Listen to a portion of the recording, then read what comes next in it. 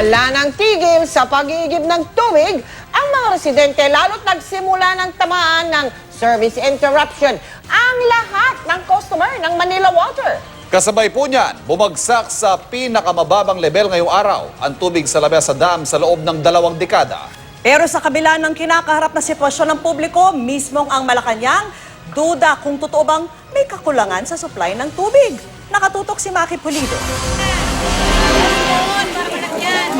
Hirap na hirap ang mga customer ng Manila Water pero wala namang problema ang mga sineserbisyohan ng Maynilad. Kaya ang palasyo duda kung totoo bang may water shortage. Inefficiency yan, mismanaged. Eh di artificial lang yun. Kung ganon. Because if the source is puno and another concessionaire has puno also, ay bakit naman yung isa nga hindi? Sa monitoring ng Pag-asa Hydrology Section, normal pa ang level ng tubig sa Angat Dam, ang pinagkukunan ng water supply ng Metro Manila. Kaya pinaiimbestigahan na daw ng Malacanang ang nararanasang water shortage. Siyempre, kung silang may kasalanan, we'll make sure that they will be accountable. Ang sabi ng Manila Water, maraming ang tubig sa Angat Dam pero di nila ito madala papuntang Metro Manila dahil sa limitasyon sa laki ng kanilang tubo. Dahil di mapuna ng demand, napilitang tuloy silang gamitin ang nakaimbak na tubig sa Lamesa Dam, pampuno. Kaya ngayong araw bumagsak na sa pinakamababang level ang Lamesa Dam sa loob ng 21 taon. Nasa 68.74 meters, gayong ang normal high water level ay dapat nasa 80.15 meters. Pasensya na, sabi ng Manila Water.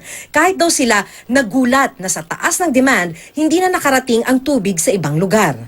Ang concession ng Manila Water, may mga lugar talaga na matataas. So, yun yung for example, kapag nagbawas ka ng pressure, ang unang-unang tinatamaan yung nasa matataas. So, hindi na umaakyat yung tubig or nasa malalayong lugar. Pag hininaan mo pa ng pressure, then totally mawawalan sila. So ang nagkakaroon lang ng tubig karaniwan ay yung mga nasa mabababa o yung nasa malalapit from the source, so to speak. Kaya sa mga lugar kung saan rasyon ng tubig, makikita ang away sa pila gaya dito sa Antipolo City. Paano yung iba? Paano yung nandun? Doon na sa dulo, para hindi kawawa naman yung iba, nakapila, wala pa silang tubig. Walang katapusang pag-iigib din ang ginagawa sa ilang barangay sa Mandaluyong, San Juan, Makati at Quezon City.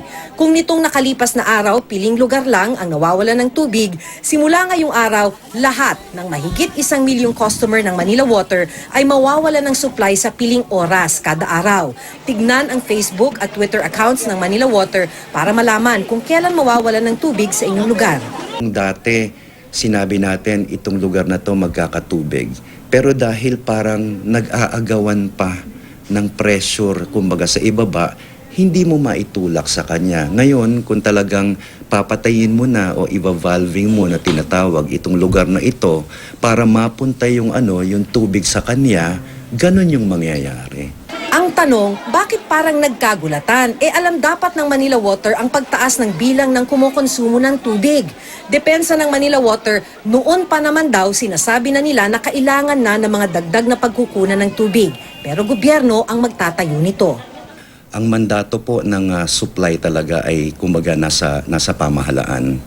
Ang Manila Water kami, konsesyonaryo.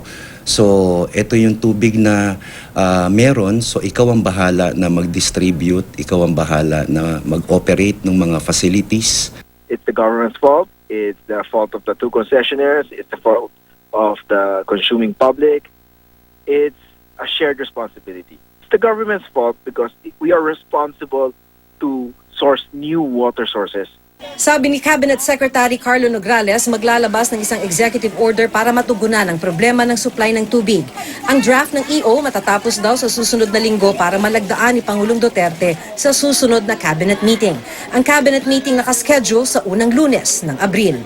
Maki Pulido, nakatutok, 24 oras.